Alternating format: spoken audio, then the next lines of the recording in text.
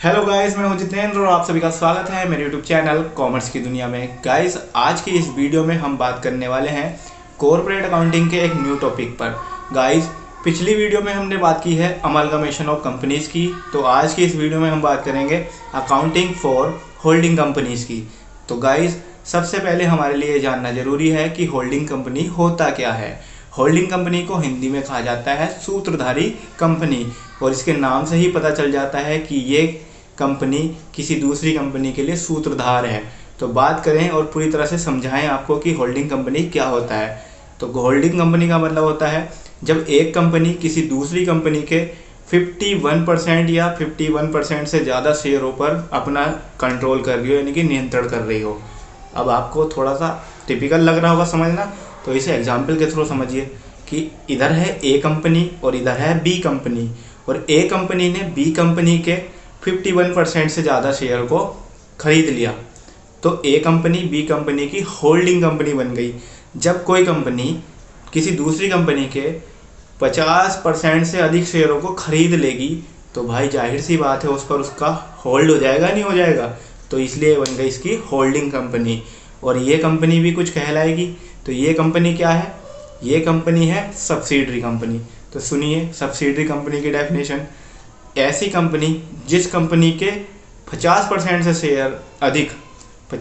से अधिक शेयर किसी दूसरी कंपनी ने खरीद लिए हों, या फिर उसकी 50% से अधिक इक्विटी पर किसी दूसरी कंपनी का हक हो, तो ऐसी कंपनी को कहा जाएगा सब्सिडरी कंपनी। अब आपको ये बात भी समझ लेना जरूरी है कि एक कंपनी किसी दूसरी कंपनी की होल्डिंग कंपनी हो सकती है, तो एक होल्डिंग कंपनी किसी दूसरी कंपनी की सब्सिडरी कंपनी भी हो सकती है। अब ऐसा कैसे? आपको सोचने में लग रहा होगा कि यार ये क्या पजल आ गई।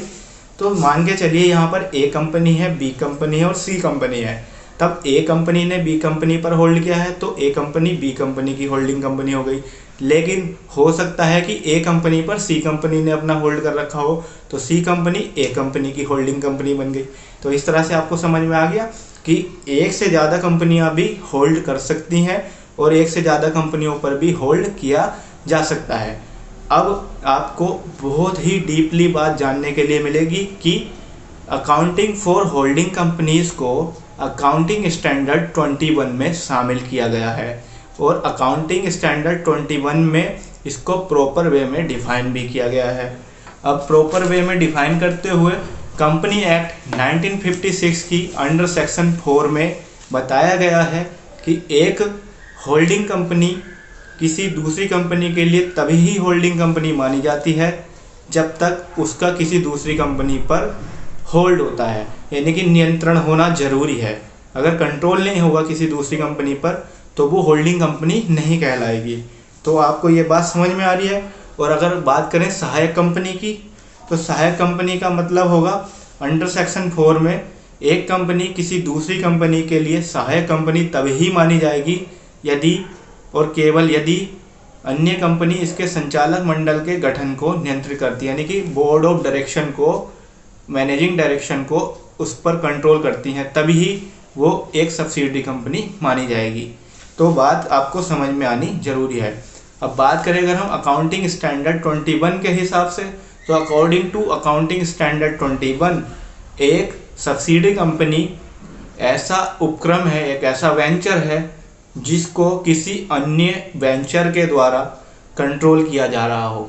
बहुत आराम से समझ सकते हैं और आपको बड़े आराम से समझ में भी आ रहा होगा। जो वेंचर यानी कि जो उपक्रम दूसरे उपक्रम पर अपना होल्ड कर रहा है, तो उसे पितृ यानी कि फादर कंपनी कहेंगे। फादर कंपनी, सन कंपनी ऐसी कह सकते हैं, पितृ कंपनी कहा जाता है। ठीक है, तो ये सब चीज़ें आपको समझ में आनी चाहिए। ठीक, आधे से अधिक इक्विटी शेयर्स पर उसका होल्ड हो, ये बात आपको समझ में आनी चाहिए। बोर्ड ऑफ डायरेक्शन पर उसका होल्ड हो, ये बात आपको समझ में आनी चाहिए। और सहायक कंपनी कितने टाइप की हो सकती है? सहायक कंपनी 2 टाइप की हो सकती हैं। सहायक कंपनी एक ऐसी कंपनी हो सकती है कि जिसका 100% शेयर किसी दूसरी कंपनी ने खरीद लिया हो, तो ऐसी कंपनी को कहेंगे होल सब्सिडरी कंपनी। ठीक, होल ओन्ड सब्सिडरी कंपनी। और ऐसी कंपनी भी हो सकती है जिसके 100% नहीं, 100% से कम शेयर्स पर होल्ड होगा। जैसे मान लो 75% शेयर किसी ने खरीद लिए दूसरी कंपनी ने, तो वो पार्शली ओन्ड सब्सिडरी कंपनी बन जाएगी। और एक कंपनी का जो होल्डिंग कंपनी है उसका उतना ही हक होता है दूसरी कंपनी पर जितना परसेंट या जितना जो शेयर है उसका उन्होंने कंट्रोल किया हो, जितना खरीदा हो। ये नहीं कि आपने 51% तो शेयर खरीदे हैं और आप पूरा 100% उस पर होल्ड करेंगे, नहीं। आपने 51% शेयर उसके खरीदे हैं तो आपका हक जो है उस पर 51% ही रहेगा और 49% सब्सिडरी कंपनी के पास रहेगा, जिसको कहेंगे माइनॉरिटी इंटरेस्ट। अब ये नई टर्म निकल के आई है माइनॉरिटी इंटरेस्ट, इसको आप समझिए। तो माइनॉरिटी इंटरेस्ट का मतलब होता है अल्पमत। इसको मैंने आपको समझाया। माइनॉरिटी इंटरेस्ट का मतलब आपको मैंने समझा ही दिया है कि होल्डिंग कंपनी द्वारा जितना परसेंट शेयर्स नियंत्रित किया जा रहा हो यानी कि कंट्रोल किया जा रहा हो, उसको हटाकर 100% में से उसे हटाकर जितना परसेंट भी बचेगा वो माइनॉरिटी इंटरेस्ट कहलाएगा।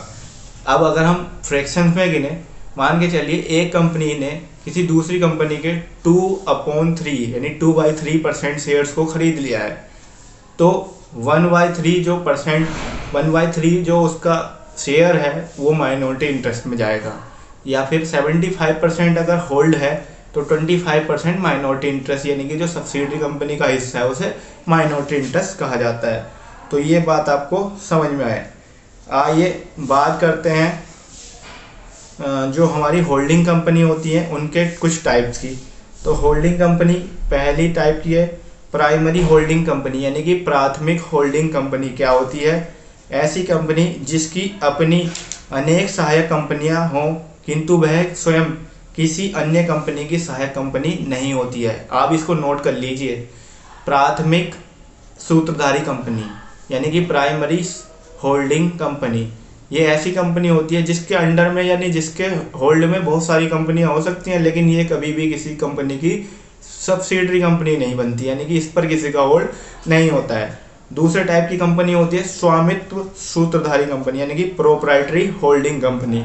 ये एक ऐसी कंपनी होती है, ये एक ऐसी सूत्रधारी कंपनी होती है जो सहायक कंपनी के सभी निर्गमित अंशों पर पूर्ण अधिकार रखती है और उसे स्वामित्व सूत्रधारी कंपनी कहते हैं। स्वामित्व का मतलब आपने समझ में आया, प्रोप्राइटरी होल्डिंग कंपनी। अब ये बिल्कुल समझ में आने वाली बात है कि जब एक कंपनी ने किसी दूसरी कंपनी के 100% यानी कि टोटल शेयर को एक्वायर्ड कर लिया हो तो उस कंपनी को स्वामित्व सूत्रधारी कंपनी कहा जाएगा। बात करते हैं थर्ड नंबर पर, तो यह है मध्यस्थ सूत्रधारी company, intermediate holding company. Intermediate holding company क्या होती है? ये एक ऐसी सूत्रधारी कंपनी होती है जो अन्य कंपनी की सहायक कंपनी भी हो और उसे सूत्रधारी मध्य सूत्रधारी कंपनी कहा जाएगा, यानी कि मीडिएटर का काम कर रही हो। ऐसे समझ लीजिए ए कंपनी, बी कंपनी, सी कंपनी। तो ये बी कंपनी में जो बीच में है वो ए कंपनी की सब्सिडरी कंपनी है, लेकिन बी कंपनी सी कंपनी के लिए होल्डिंग कंपनी है, यानी कि वो सब्सिडरी भी कंपनी है किसी की तो वो होल्डिंग कंपनी भी है, यानी कि इंटरमीडिएट रोल प्ले कर रही है, बीच का रोल प्ले कर रही है। बात करते हैं जनक सूत्रधारी कंपनी, यानी कि इसको हिंदी में कहा जाता है जनक सूत्रधारी कंपनी को इंग्लिश में कहा जाएगा parent holding company. Parent holding company क्या होती है? एक ऐसी सूत्रधारी कंपनी, एक ऐसी होल्डिंग कंपनी जो अपने निर्माण के पश्चात यानी जब उसका एस्टेब्लिशमेंट हुआ, जब वो बन गई, उसके बाद संयोजन का लाभ उठाने की दृष्टि से अन्य सहायक कंपनियों का निर्माण करती है। यानी कि एक कंपनी के निर्माण के बाद उसने अच्छा खासा प्रॉफिट कमाने के लिए छोटी छोटी कंपनियों का निर्माण किया, तो वो सब्सिडरी कंपनी में कन्वर्ट होकर के किसी बड़ी कंपनी के साथ मिल गई, तो ऐसी कंपनी को कहा जाता है पेरेंट होल्डिंग कंपनी। ठीक, आगे चलते हैं और आगे लास्ट में बात करते हैं शुद्ध सूत्रधारी कंपनी की, जिसे प्योर होल्डिंग कंपनी कहा जाएगा। और प्योर होल्डिंग कंपनी कौन सी कंपनी होती है? ये ऐसी कंपनी होती हैं जिनका अपना कोई मूल व्यवसाय नहीं होता है, इनका खुद का कोई व्यवसाय नहीं है, पर ये अन्य कंपनियों के 50% से अधिक अंश क्रय करके उन्हें अपनी सहायक कंपनी बनाती हैं। मतलब इन्वेस्टर के रूप में देख लीजिए इनको, कि भाई इनका खुद का तो कोई व्यापार नहीं है, व्यवसाय नहीं है, लेकिन ये दूसरी जो कंपनी है जिसको पैसे की कमी पड़ रही है या कोई अन्य कारण है, तो उसके 50% से अधिक शेयरों को खरीद करके व्यवसाय करना शुरू कर देती हैं। तो इसे कहा जाता है प्योर होल्डिंग कंपनी, यानी कि इसने वाकई में सच में पूरी तरह से होल्ड किया है कंपनी को। तो ये आपको समझ में आई, 5 तरह की होल्डिंग कंपनी हो गई और 2 तरह की सब्सिडरी कंपनी हो गई। गाइस, अगर हम बात करें एडवांटेज ऑफ होल्डिंग कंपनी की, यानी कि सूत्रधारी कंपनी के लाभ की, तो सूत्रधारी कंपनी का पहला लाभ है एकीकरण के लाभ, यानी कि इसमें अमलगामेशन बड़े आराम से हो जाएगा, ठीक। और सूत्रधारी कंपनी के निर्माण से भी आपको इस तरह से ऐसा समझ में आएगा कि ये भी एक प्रकार का कंपनी का एकीकरण है। लेकिन एकीकरण और होल्डिंग में क्या अंतर है? एकीकरण यानी कि जब अमलगामेशन होता है तो दोनों कंपनियों को अपना पुराना अस्तित्व समाप्त करना पड़ता है। यहाँ पर अस्तित्व समाप्त किए बिना ही आप एक दूसरे के साथ मिलकर के काम कर सकते हैं, ठीक। दूसरा है नियंत्रण से मुक्ति। यदि कोई सहायक कंपनी निरंतर घाटे में जा रही हो तो उसकी सूत्रधारी कंपनी उसके अंश बाजार में बेचकर मुक्ति पा सकती है। भाई उसका इतना होल्ड है तो वो अपनी कंपनी जितना हिस्सेदारी उसके पास है उसको बेच करके मुक्त हो जाएगा। पृथक अस्तित्व है, यानी कि अपना सेपरेट एंटिटी है। सूत्रधारी कंपनी के नियंत्रण के फलस्वरूप भी सहायक कंपनी का अपना एक अलग अस्तित्व बना रहता है। वो जब चाहें अपने हिस्सेदारी को अपने हिसाब से लगा सकते हैं। व्ययों में मितव्ययता, यानी कि जितना % हमारा हक रहेगा उतना ही % के हिसाब से हम अपना खर्चा करेंगे, फालतू तो करेंगे नहीं, ठीक। और निर्माण में सुगमता। सूत्रधारी कंपनी का निर्माण आसान होता है क्योंकि खुले बाजार में बिकने वाले किसी भी कंपनी के अंशों के 50% से अधिक भाग को क्रय करके सूत्रधारी कंपनी का निर्माण किया जा सकता है। यानी कि बहुत आसानी से कोई कंपनी आपको बिकती हुई दिखाई दे और आपको लगता है कि ये हमें खरीदने के लिए सही रहेगी, तो आप किसी भी कंपनी के होल्डिंग कंपनी बन सकते हैं। लेकिन भाई एक सिक्के के 2 पहलू होते हैं, तो आपको इसके हानि भी जाननी होंगी। तो इसके डिसएडवांटेज क्या हैं? सबसे पहला है खातों में हेर फेर। भाई छोटी छोटी कंपनियां चालाक भी होती हैं, कभी कभी वो अपने फाल्सिफिकेशन करके गलत झूठ मूठ के अकाउंट्स वगैरह प्रिपेयर करके जब सामने वाली कंपनी के सामने प्रस्तुत करेंगे तो हो सकता है वहाँ पर झूठ मूठ करके वो दूसरी कंपनी को घाटा पहुँचा दे। अल्पमत अंशधारियों का अहित। जब छोटी कंपनी यानी कि सहायक कंपनी रहेगी तो उस पर माइनॉरिटी इंटरेस्ट, यानी कि आपके चलिए 90% किसी कंपनी ने हक कर लिया अपना, यानी कि होल्ड कर लिया, तो बचा कितना? 10%। अब उन 10% के साथ तो जाहिर सी बात है कभी भी उनके साथ सही नहीं होगा, क्योंकि फैसले जब भी आएंगे वो सब 90% के हिसाब से आएंगे, ठीक। सही लाभ का ज्ञान नहीं, ठीक। सूत्रधारी कंपनी और सहायक कंपनी के लेखे इतने मिले जुले रहते हैं कि सहायक कंपनी का वास्तविक लाभ ज्ञात नहीं किया जा सकता, ठीक। सहायक कंपनी को कम लाभ, जाहिर सी बात है भाई, जब सब्सिडरी कंपनी होती है उसको लाभ कम ही होगा। कारण क्या है? उसको जो है ज़्यादा पार्टिसिपेशन नहीं किया जाता है, उसका हर चीज़ में उसको ज़्यादा डिस्क्लोजमेंट भी नहीं किए जाते हैं। यहाँ पर मोनोपोली की भी हानियाँ होती हैं कि एक कंपनी अपने जैसा व्यापार करने वाली सभी कंपनियों को सहायक कंपनी बनाकर एकाधिकार प्राप्त करके उपभोक्ताओं के सामने मनमाना मूल्य जो है वसूल कर सकते हैं। यानी जब पैसे हैं आपके पास, जैसा आप आज के समय में देख रहे होंगे कि भाई टेलीकॉम के मामले में 2-3 कंपनियां ही चल पड़ी हैं अभी, जैसे एयरटेल है, वी है और एक जियो है। अब कल के दिन को ऐसा हो कि एयरटेल और वी का इतना समय बेकार हो जाए तो उसे क्या करना होगा? जियो के साथ अगर मर्ज होना पड़े या फिर जियो उसके सब होल्ड करने के लिए जाए, तो उस कंडीशन में क्या होगा? वहाँ पर मोनोपोली आ जाएगी और मोनोपोली आने के कारण क्या होगा?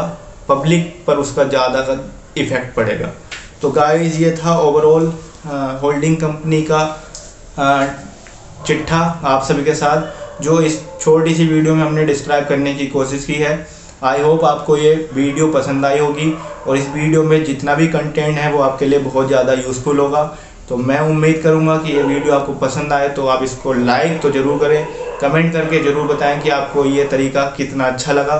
साथ ही साथ अगर वीडियो आपके लिए अच्छा है तो आपके फ्रेंड के लिए भी अच्छा हो, इसलिए आप उनको शेयर ज़रूर करें और चैनल अगर आपने अभी तक सब्सक्राइब नहीं किया है तो चैनल को ज़रूर सब्सक्राइब करें। Thank you so much. इसी तरह से हमें प्यार देते रहिए और हम आपसे मिलेंगे अगली वीडियो में अगले टॉपिक के साथ। Thank you so much.